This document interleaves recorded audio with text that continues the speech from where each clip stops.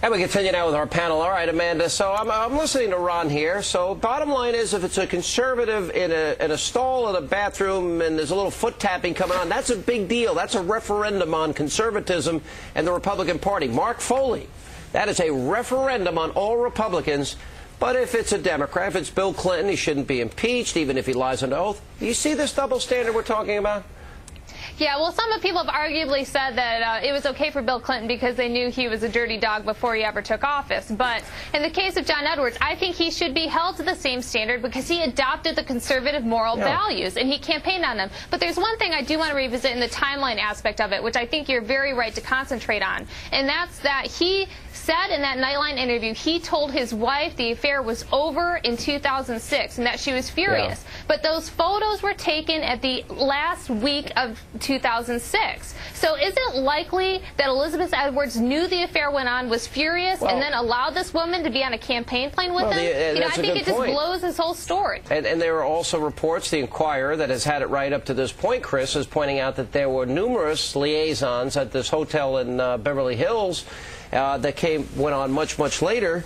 But there are other questions that may become a legal issue for him. Number one, did he really know about the hush money? Did he know about $15,000 being paid monthly? Did he know who paid for the expensive mansion she was living in Santa Barbara? And this woman who's not qualified to do these documentaries, was this a, job of silence? Was paid over $100,000 to go shoot documentaries, which she'd never done before. I mean, really, the narcissism and hypocrisy that go into this are just remarkable. You look at one; he's running for president on moral values. His wife has been diagnosed with cancer, and yet this is a man that we're going to trust of leading the free world. He's not running for president. Excuse me. Hang on a second. Well, no, he's not now, but he was at the time, and he was considering it. And I think that's really the whole. Right. That's why this is an issue. Let me go back to Ronald, because Ronald, I want to go back to this fundamental issue. I want to know. You got to explain this to me. I'm just not getting this. Explain to me. I'm just a regular guy, and I'm wondering if you can't keep the promise to your family, can't keep your promise to your wife, you're having an affair, you're lying about the affair repeatedly, why should the American people trust you when you say you're not going to lie to them? Why should we trust you?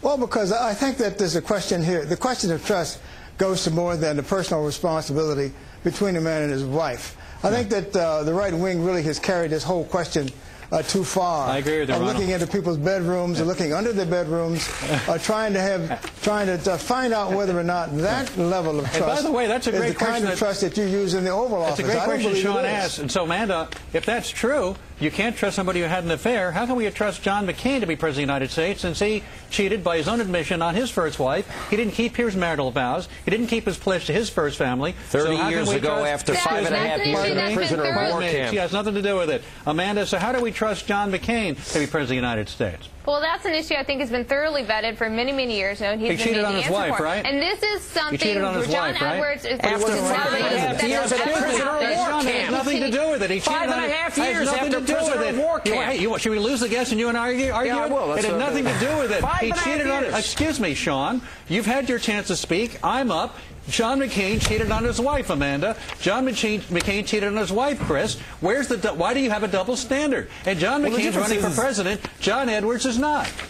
He is. John Edwards is running for president now. He was doing it when he was having the affair. His wife had been diagnosed with cancer, Alan. I mean, if you can't see the difference between the two situations. John McCain's wife was in a car accident, and he came back, and all of a sudden he decided he didn't love her anymore, and he saw another woman. And his timeline that he talked about in his book isn't vetted by the actual events of when he actually got a divorce. So why is there a double standard? He stood up and he criticized Bill Clinton for his actions of Monica Lewinsky and called. I mean, John Edwards was one of the biggest critics of Bill Clinton. John McCain's running for president. What about his affair?